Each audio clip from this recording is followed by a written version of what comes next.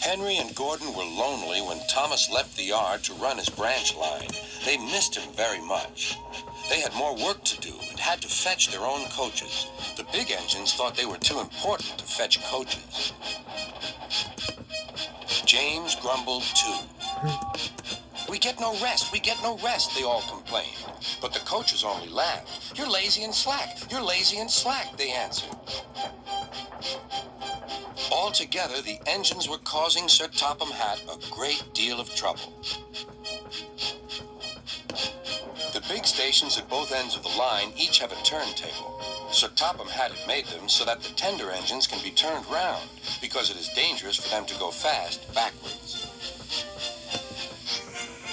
Little tank engines like Thomas don't need turntables. They can go just as well backwards as forwards. But to hear Gordon talk, you would have thought that Sir Topham Hatt had given him a tender just to show how important he was.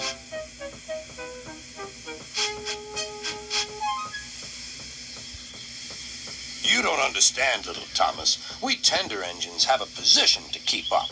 It doesn't matter where you go, but we are important. And for Sir Topham Hatt to make us do shunting, fetch coaches, and go on some of those dirty sidings, it's not the proper thing."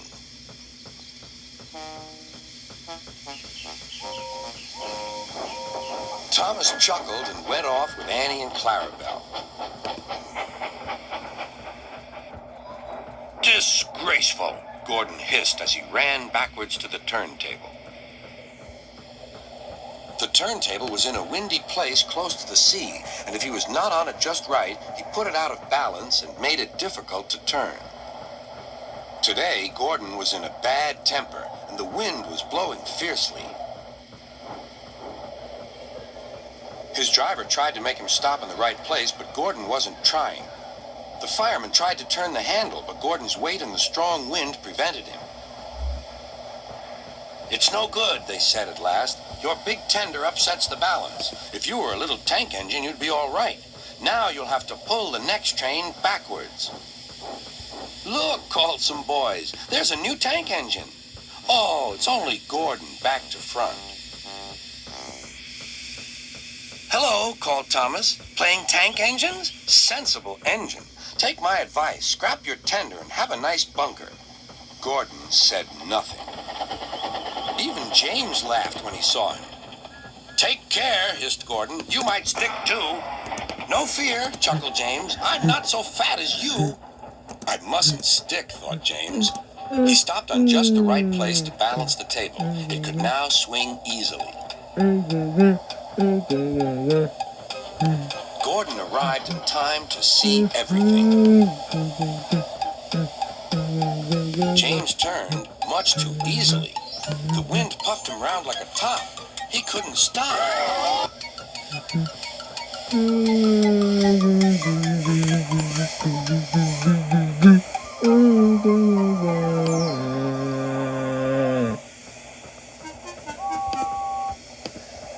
"Well, well," said Gordon. "Are you playing roundabouts?"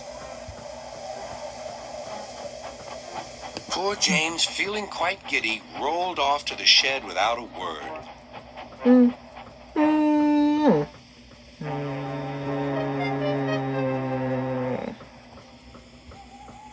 That night, the three engines had an indignation meeting.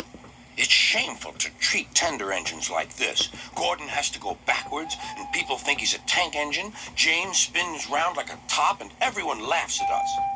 And to add to that, Sir Topham Hatt makes us all shunt in dirty sidings." Ugh!